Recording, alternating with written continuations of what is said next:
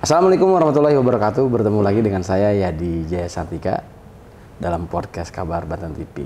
Saya tidak di studio, tapi di rumah Dinas Wali Kota Cilegon karena kita akan bahas situasi politik Cilegon atau Sipocil. Temanya partisipasi pemilih milenial. Sudah hadir bersama saya Wali Kota Cilegon yang super sibuk, Heldi Agustian. Lagi berkarya.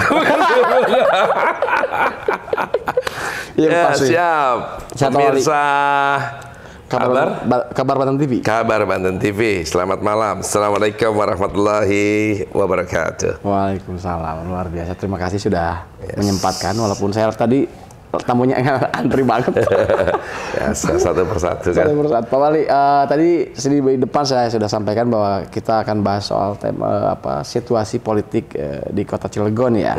Kita tahu kalau kita bicara tentang partisipasi pemilih di Kota Cilegon, dari yang lalu 2015 kalau tidak salah 63%, lalu di zaman Pilkada Pak Heldi naik menjadi 73% partisipasi. Dan salah satunya adalah mungkin dipengaruhi oleh kaum milenial. Dan Pak Heldi adalah salah satu sosok pemimpin daerah yang cukup dekat dengan milenial. Apakah itu salah satu cara Pak Heldi untuk membangun, mengedukasi kaum muda di Kota Cilegon? Gimana tuh Pak? Ya, kita ingat kan Bung Karno pernah mengatakan, beri aku berapa? 10 pemuda, maka akan kugoncangkan dunia. Bayangin, 10 pemuda bisa ngoncangin dunia. Apalagi 11 itu ya. Apalagi lebih daripada itu kan gitu ya.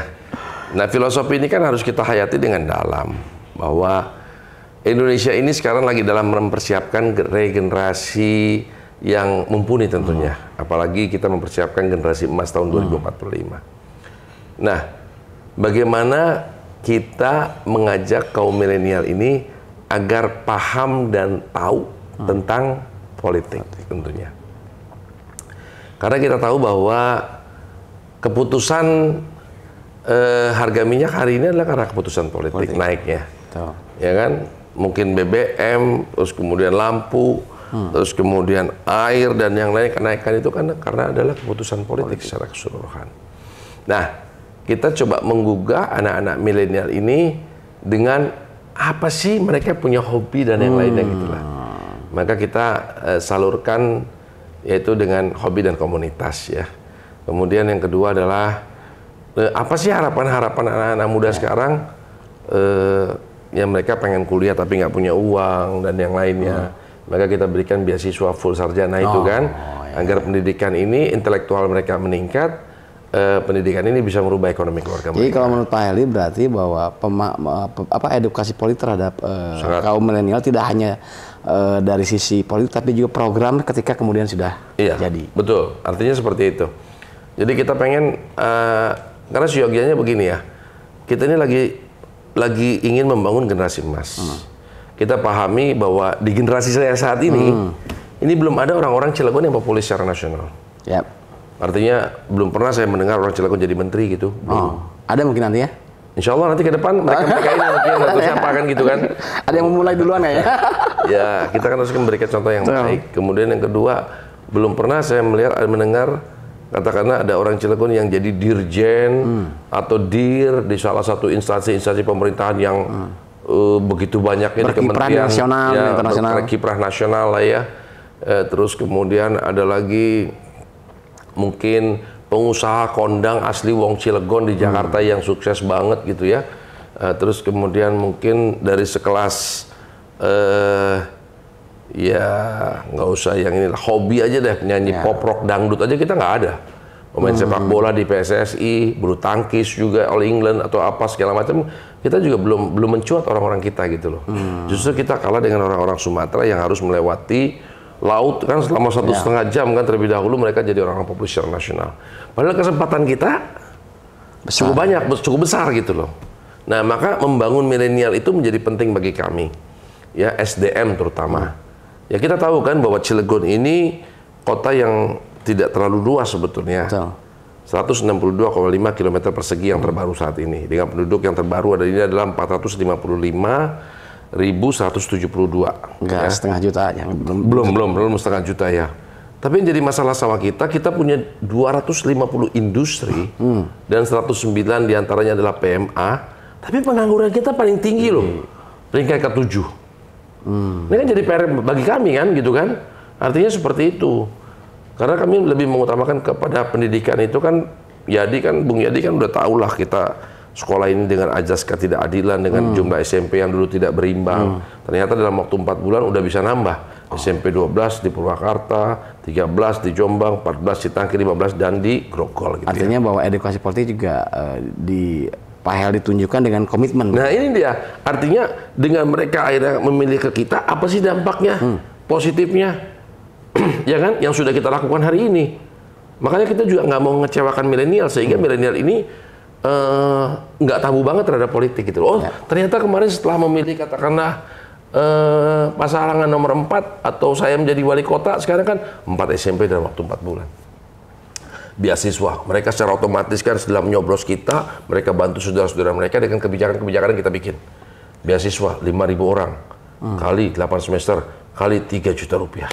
Di seluruh universitas negeri di Indonesia atau universitas yang sudah bekerja sama MOU dengan pemerintah Kota Cilegon di Banten, gitu kan ya.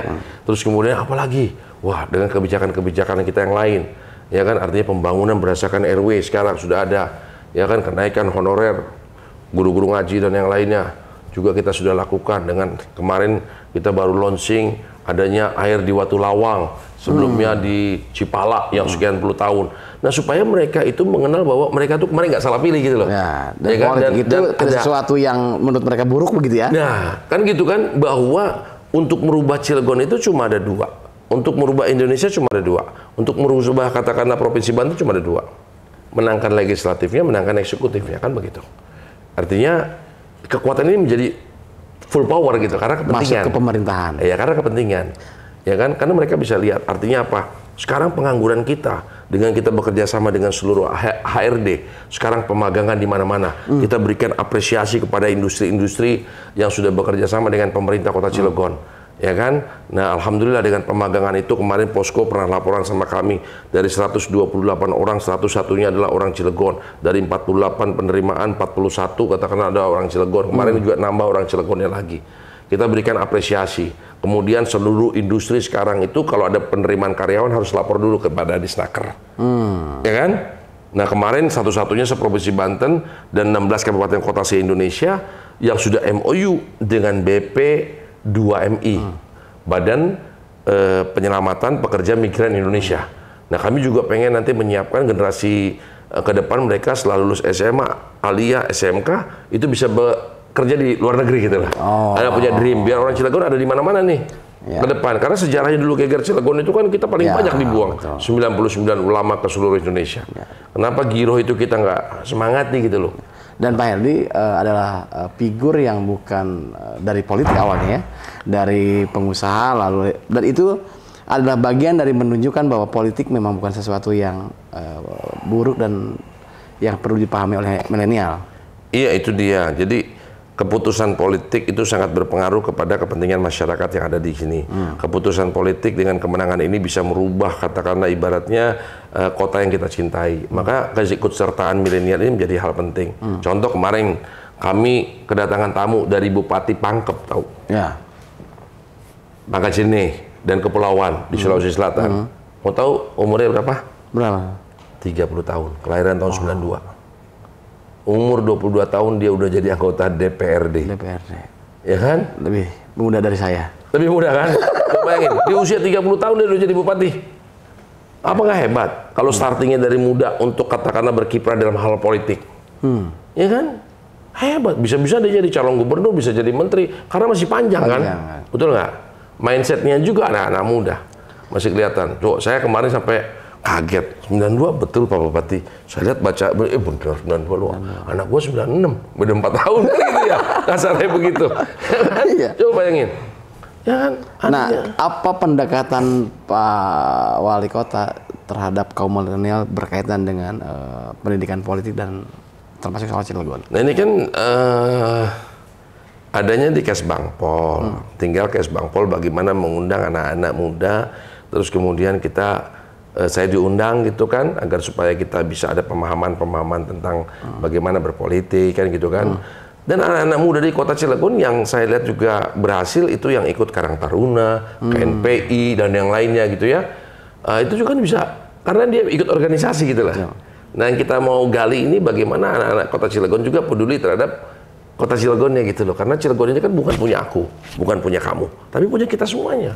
Artinya kita harus pelihara, jangan cuma katakanlah ibaratnya, mohon maaf, ya kan kita tinggal di Cilegon terus nggak ada kebanggaan. Apa sih? Makanya kita beberapa waktu yang lalu saya bikin kaos aku bangga jadi wong Cilegon gitu loh ya. Artinya sebagai suatu kebanggaan karena Kota Cilegon ini secara PDRB kota nomor 4 terkaya se-Indonesia loh. Tapi yang jadi masalah tadi pengangguran.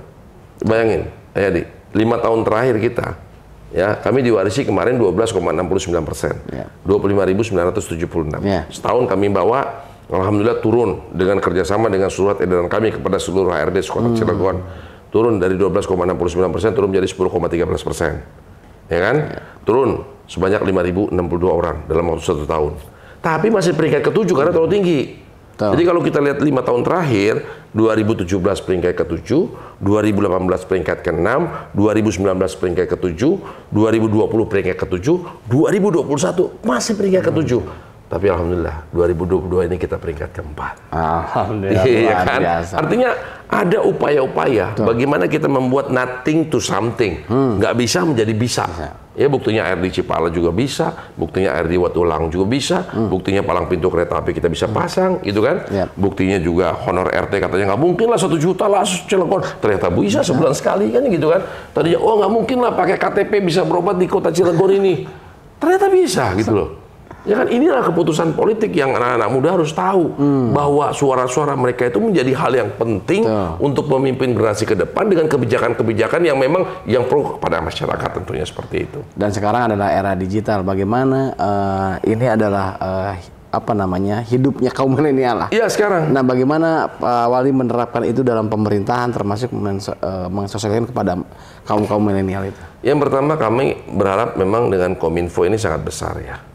Sehubungan dengan Kominfo itu informasi-informasi itu harus satu sumber dan bagaimana edukasi kepada anak-anak seperti di Instagram dan yang lainnya kan Facebook ya menengah-menengah nah, ini usianya kan gitu kan tapi Instagram, snack video, Twitter. Terus kemudian Twitter, terus kemudian lagi apa tuh namanya tuh YouTube mungkin ya YouTube atau katakanlah TikTok, ya kan? Oh, iya. TikTok juga kan penting gitu. Pak Wali ini salah satu kepala daerah yang modern, aktif di medsos. Nah, ada nggak yang aneh-aneh atau DM apa yang dialami dari netizen atau mungkin dari kaum milenial warga Pak Eldi? Ya, ada aja sih, cumannya selama mereka ada juga yang ngirim bagaimana perihal mengenai situasi Kota Cilegon. Bagaimana ada juga karyawan yang nggak digaji ke DM gitu. Akhirnya kita bisa selesaikan. Ya. Jadi informasi-informasi kita bisa lewat TikTok dia, bisa lewat Instagram, bisa lewat mana. Nah, Kominfo ini menjadi penting bagi kita. Agak informasi. Makanya pada saat kami menjabat, kita belum pernah ada punya bagaimana mau Smart City, wong semacam kelas semacam apa namanya war room atau katakanlah ibaratnya comment center aja kita nggak punya. Sekarang kita udah punya comment center, ya kan? Kita bisa ngeliat data. Kita lagi olah nanti RT RW itu bisa mendata secara valid. Tidak lagi orang-orang mati, ada masih dapat bantuan atau orang-orang kaya. Kita mau coba benahi supaya data. Saya minta tolong sama RT juga agar supaya nanti bisa kelihatan nih di daerah mana cara helikopter saya bisa ngelihat. Oh ini banyak pengangguran di sini nih, di RT mana, di RW mana, di kelurahan mana, itu kita obati gimana caranya. Big Data Cilegon. Big Data Cilegon, itu menjadi penting bagi kita. Nah kemudian kita juga berharap kepada Kesbangpol tentunya, agar supaya bisa menumbuh kembangkan gairah kepada anak-anak muda ini, agar bisa mereka bisa berprestasi secara politik ya, bahwa jangan berpikir politik itu jelek, politik itu buruk, politik itu kotor, politik itu perlu uang yang banyak. Enggak juga. Justru di politik itu mengetes seberapa banyak sih teman kita yang care sama kita gitu loh. Sehingga dia bisa memilih kita gitu loh, harus seperti itu. Kemudian di politik itu kita bisa berpikir apa yang harus kita berbuat. Inovasi apa yang harus kita lakukan? Bagaimana gaya ngomong kita? Bagaimana gaya ini? Kita kan bisa kelihatan kan begitu kan ya artinya ya. Saya bangga, saya punya teman, sahabat saya, Bupati Talaut, Eli Lasut, yang punya anak kemarin adalah Hilary Lasut, yang menjadi anggota DPR RI termuda se-Indonesia. Ya kan? Bangga banget coba bayangin. Ya kan? Suatu saat di Cilegon ada gitu ya? Iya, kalau suatu saat mungkin di Cilegon ada anak muda yang sangat termuda gitu ya kan. Kita kan sangat bangga gitu loh. Dan karir-karir politik ini cepet banget meroket dibandingkan kita, mohon maaf, bukan ngebandingkan sama yang hal-hal ini. Kalau karyawan kan kita karirnya kan cukup inilah ya. Tapi pada saat politik dia bagus, dia ini. Dan di saat muda lah yang sebagusnya yang sebenarnya adalah ikut berpolitik menurut saya. Karena kan masih murni, tidak punya kelemahan, tidak punya cacat yang ini, cacat yang ini gitu. Nah sebagainya mereka berpikir. Nah contohnya tadi salah satunya adalah bupati dari Rangkajene, kelahiran 92 ya? Iya kan dengan kelahiran tahun 92 luar biasa.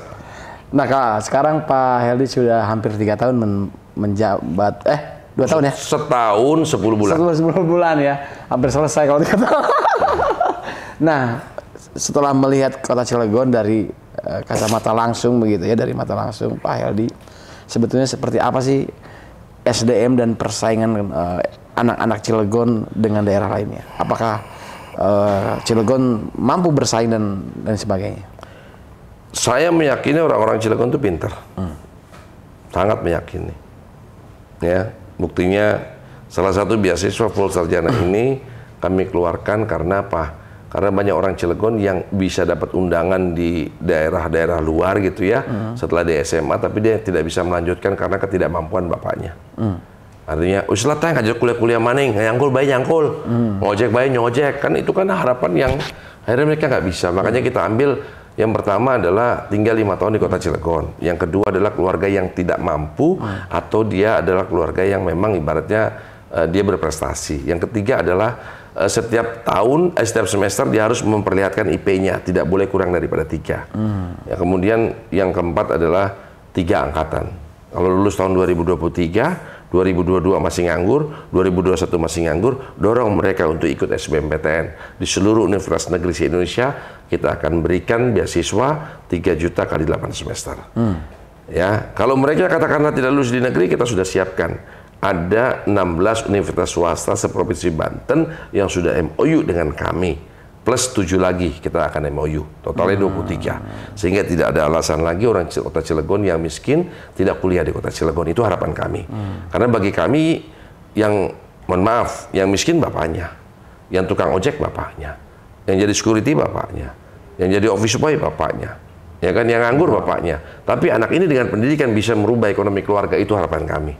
Ya kan, dengan pendidikan dia tinggi, dia bisa merubah ekonomi keluarga, dia bisa akan bantu orang tua dan adik-adiknya nanti ke depan gitu kan. Dan insya Allah mereka minimal kalau bekerja jadi supervisor, manajer, kalau perlu jadi direktur utama yang ada di seluruh perusahaan kota Cilegon ya, maupun secara nasional. Karena kenapa? Visi kami adalah baru. Baru itu adalah bahwa pemerintah kota Cilegon sebagai motor penggerak untuk melakukan perbaikan pembaruan dalam konsep melayani, bukan dilayani. Kedua, modern. Artinya adaptif terhadap teknologi.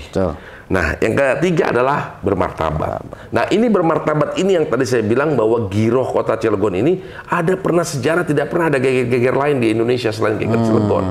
Artinya sampai katakanlah Belanda banyak matilah. Menjaga martabat kota Cilegon. Kan? Kemudian 99 ulama, jarang saya baca ada sampai puluhan ulama dibuang ke seluruh Indonesia. Ya kan? Artinya giroh itu yang ada di dalam diri anak-anak muda kota Cilegon. Bahwa mereka sanggup dan bisa bersaing dengan seluruh anak-anak se-Indonesia. Yang penting bagi kami adalah kita berikan kesempatan buat dia. Berarti Pak Heldy ini salah kalau pro rakyat, tapi pro rakyat dan pro milenial berarti ya? Semuanya lah. Kita kan begini ya. Saya tidak mengharapkan apa-apa. Yang saya senang adalah kalau anak-anak milenial ini ke depan menjadi orang-orang sukses di Jakarta atau secara nasional, saya ikut bangga aja. Itu aja harapan saya, cuma itu aja. Sama bagaimana saya juga gitu. Dulu saya berpikir, kalau saya bisa melahirkan anak-anak dulu menjadi kepala cabang dari berbagai merek ya, pada saat saya di Toyota dulu, alangkah bodoh dan tololnya saya kalau saya tidak bisa mendidik anak-anak saya juga berhasil. Ini kan menjadi motivasi bagi kita buat mau ngurus anak orang gimana, anak sendiri kita nggak berhasil kan begitu. Nah ini juga menjadi sampling ya, dalam ilmu manajemen kan disebutkan how to managing yourself, how to managing your people. Bagaimana kita bisa mengatur diri kita dulu, baru kita bisa mengatur orang lain. Nah sebagai samplingnya itu aja. Jadi kami berharap kepada anak-anak milenial yang diberikan amanah, kemarin kita baru 1.208 orang loh. Kita berikan setiap tahun kan jadi gini, 5.000 orang itu kita bagi 5 tahun, 1.000 orang per tahun. Tahun kemarin kita sudah berikan 523, masih ada sisa 477. Tahun ini kan 1.000, berarti 1.477. Nah tahun ini setelah seleksi ada 1.208 orang. Berarti tahun depan masih ada 1.200 lagi kurang lebih lah. Artinya seperti itu. Nah bagi anak-anak milenial sudah kita berikan apresiasi atau penghargaan atau kepercayaan, ini adalah uang rakyat yang mereka sekolah. Dan tidak semua orang diberikan kesempatan yang sama. Belum tentu daerah lain juga katakanlah ibaratnya punya program ini. Nah kesempatan ini harus diambil.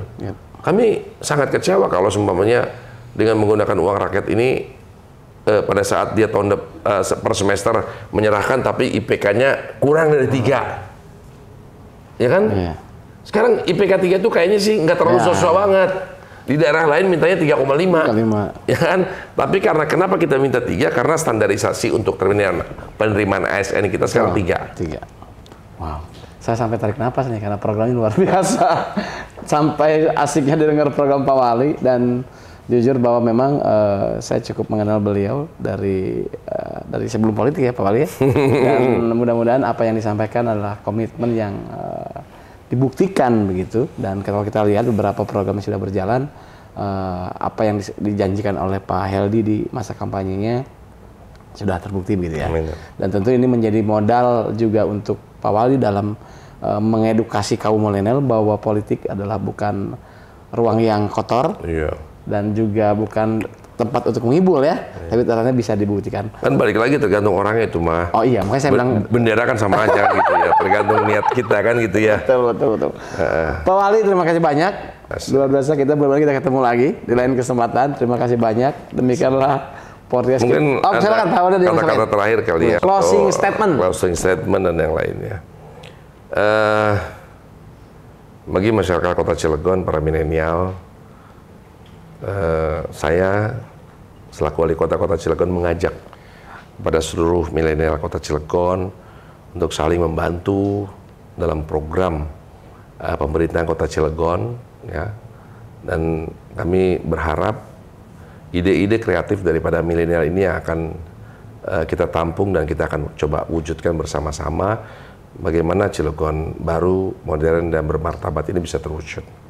Bagi kami tidak ada yang tidak mungkin jika kita lakukan dengan sungguh-sungguh. Dan tidak ada kata sulit jika kita mau, pasti kita bisa. Karena siogianya dunia ini memungkinkan apa-apa yang tidak mungkin terjadi, mungkin saja terjadi. Maka oleh karena itu, kalau tadi saya contohkan adalah di Sulawesi Selatan ada seorang bupati yang muda, kelak kalian juga bisa menjadi wali kota termuda mungkin se-Indonesia. Yang penting adalah semua based on proses. Orang sukses tahu proses. Tidak mungkin saya duduk hari ini, saya aja harus 13 tahun bersosialisasi dan berproses sehingga Allah berikan kesempatan, dan kesempatan ini saya maksimalkan ya. 13 tahun berjuang cuma gara-gara ketimpangan SMP, ternyata dalam 4 bulan selesai. 4 SMP sudah kita bangun. Itu pilkada. Dan orang yang gagal biasanya banyak protes. Ya hanya beda di situ saja. Yang sukses tahu proses, yang gagal biasanya banyak protes. Mudah-mudahan kalian adalah bagian daripada orang-orang yang sukses.